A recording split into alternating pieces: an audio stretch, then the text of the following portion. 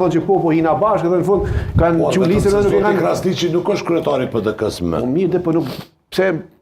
Dhe kjo natyrisht në vetvete tregon që dyrët e zotit Limaj në PDK janë Moskovshin komplet të hapura, në shumë më të hapura në relacion me vitin 2021, kur zoti Lushtaku s'ka mujt me shu deri në fund integrimin e Limaj. Se votat e zotit Limaj, kjo është natyrshme pse ka një betejë në thojza mes LDK-s dhe PDK-s për nismen, sepse çto vota e bëjnë diferencën.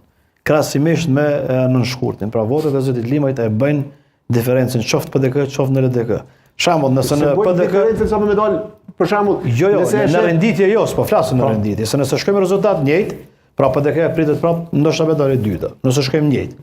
Por Bedri Hamza si udhëheqës i ri, pra kryetari i ri i PDK-s, synon që minimum nëse nuk fiton zgjedhje me rrit bile votën apo jo. Dhe një nga lëvizjet që po bën është kjo, dhe me Ramizin, kjo dhe me Shkumbin Demelin që e ka një pjesë e këtu me, dhe me potencialisht me Fatmir Limaj. Pra që do të kërështet këtë... Do e këtë normale, jetë synon me bo dhe... A duhet të ndonë që AK-ja të shrytoj mundësin që ty në koalicion qof me PDK-n, qof me LDK-n? Me kena diskutu edhe njerë... A duhet bënë tre pole? Unë jam shumë ma dakord që me qenë tre pole. Sepse edhe qytetarët ka më të lehtë kur ishe 3 programe, 3 alternativa me vendosë cilën me votu.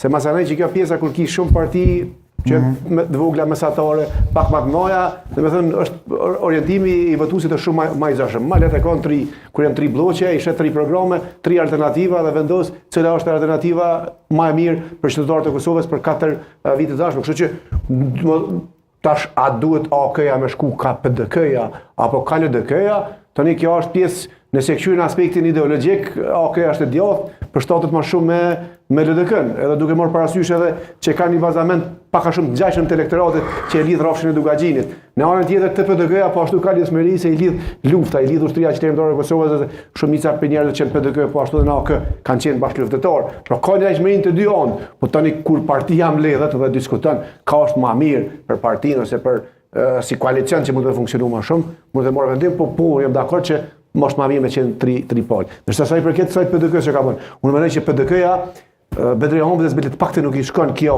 domethënë çka të bëj Bedri Hamza është të bëj gabim. Tash imagjinoj Bedri Hamza e merr Shkumbin Demalin, e merr në parti, një njeri që e ka tratu partinë vet, ka dalë nga partia vet, edhe u dal kundër partisë vet në Deçan, në zgjedhje lokale, e merr Shkumbin Demalia në parti, e humb një djalë të ri që ka tarme politike, që jetë mirë për kolla, që ka qenë kandidat i PDK-s për kryetar të Deçanit. Ka jetë të dashur orientu tash.